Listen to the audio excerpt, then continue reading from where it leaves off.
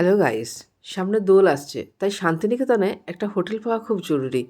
ঠিক এই সময় প্রভারমা ট্রাভেলার তোমাদের জন্য একটা ভালো হোটেলের সন্ধান নিয়ে এসছে। আমি কিছুদিন আগে গিয়েছিলাম, এখানে থেকে এসছি। দেখো কি সুন্দর হোটেলটা, হোটেল রাঙামাটি। এই হোটেলেই আমি ছিলাম। ভেতরের অ্যাম্বিয়েন্সটা আরও সুন্দর, সামনে গাড়ি পার্কিংয়ের জায়গা আছে, অসুবিধা হওয়ার কোনো কারণ নেই। প্রথমেই তোমাদের একটু ডাইনিং হলটা দেখিয়ে নিই। কি অসাধারণ সুন্দর অ্যাম্বিয়েন্স দেখো, আমার তো ভীষণ ভালো লেগেছে। আশা করি তোমাদেরও ভালো লাগবে। চলো এবার পায়ে পায়ে ঢুকে পড়ি হোটেল রাঙামাটি। ঢুকতেই এত সুন্দর একটা অ্যাকোয়ারিয়াম আছে, বাচ্চাদের কিন্তু ভীষণ ভালো লাগবে, বড়রাই বা বাচ্চাই কেন। রিসেপশনটা কিন্তু দেখেই মনে হচ্ছে বেশ ভালোই রিসেপশন হবে, কি বলো তোমরা? আমার কিন্তু ভালোই রিসেপশন হয়েছে, আর জায়গাটাতে বসে সন্ধেবেলায় গল্পও করা যায় কোথার থেকেও ঘুরে এসে।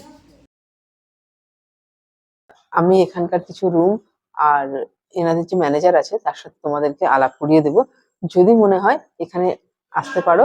আমার কিন্তু বেশ ভালো লেগেছে হোটেলটা, আশা করি তোমাদেরও ভালো লাগবে। Guys, এই ছিল আমাদের ব্রেকফাস্ট।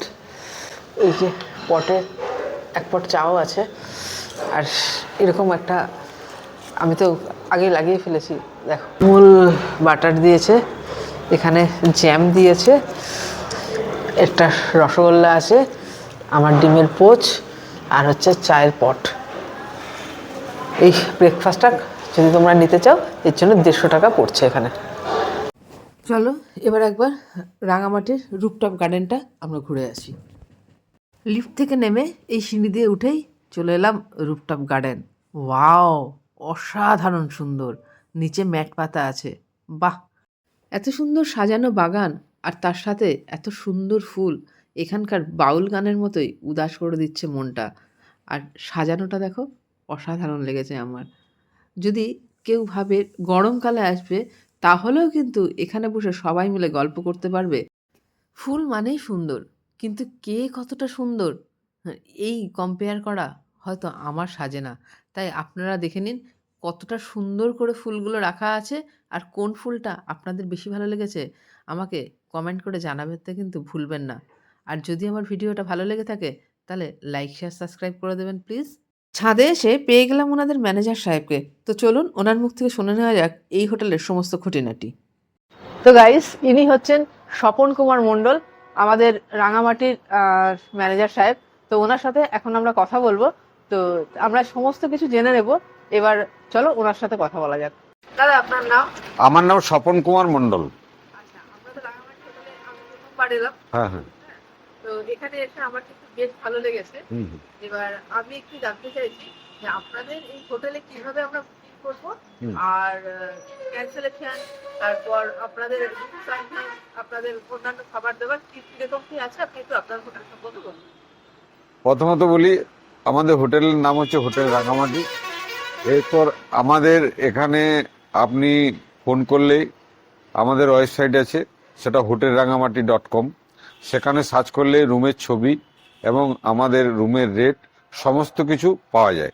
এরপরে আমার সাথে বা আমাদের অফিসে কন্ট্যাক্ট করলে আমরা ব্যাংকের ডিটেলস বা এখন নতুন হয়েছে কিউআর কোড পাঠিয়ে দিই, সেইখানে অ্যাডভান্স করলে তাকে হোয়াটসঅ্যাপে বা মেলে আমরা কনফার্মেশন পাঠিয়ে দিই।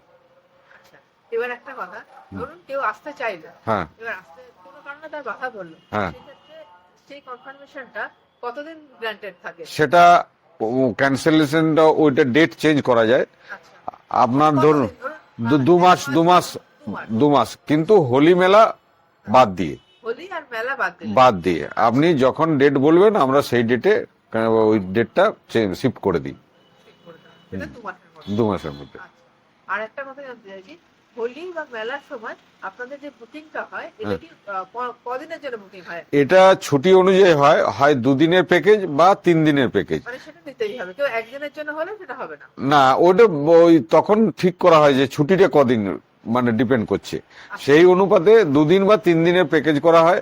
এরপর প্যাকেজটা এইরকম হয়, মানে পার রুম হিসাবে 2 জন বা 3 জন বা 4 জন যে রুম আছেন, সেইটা complimentary food, breakfast, lunch, evening এ tea with biscuit and dinner, এই টোটাল অ্যামাউন্ট 2 নাইট 3 ডে বা 3 নাইট 4 ডে একটা প্যাকেজ হয়, সেটা একটা অ্যামাউন্ট হয় ইনক্লুডিং জিএসটি। ধরুন নন এসিতে 8,000 বা 7,000, এসিতে 10,000 বা 12,000, এইরকম করে একটা রেট করা ফিক্সড করা হয় আচ্ছা, ওটা সেই সময়ের জন্য। সেই সময়। এবং আমাদের খাবার খুবই ভালো থাকে দুপুরে আপনার। সে তো আমি নিজে খেয়ে দেখেছি, সত্যি আপনাদের খাবার এত ভালো থাকে, হ্যাঁ, কোনো মানে সেটা খেয়ে কোনো অসুবিধা হওয়ার কোনো জায়গা না নেই। না না না না, সবথেকে আমাদের ভালো ঘরোয়া রান্না একদম। আর সব থেকে ভালো লেগেছে আপনাদের সার্ভিস।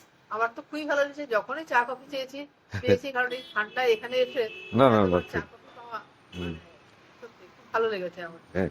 আরেকটা কথা যেটা বলা হলো না, সেটা হচ্ছে ধরুন কেউ এখানে এলো, হ্যাঁ আসার পরে এই যে শান্তিনিকেতনে যে ট্যুরটা হয় হ্যাঁ, বিভিন্ন জায়গায়, সেটা কি আপনারা তার ওনাকে আমার যতটা হেল্প করা আমি করে দিই। কোথায় কিভাবে ঘুরবেন, কোথায় টোটো নেবেন বা টোটোর কি ভাড়া হবে, সেটা একটা মোটামুটি প্রাথমিক কিছু বলে দিই যে এইভাবে ঘুরবেন।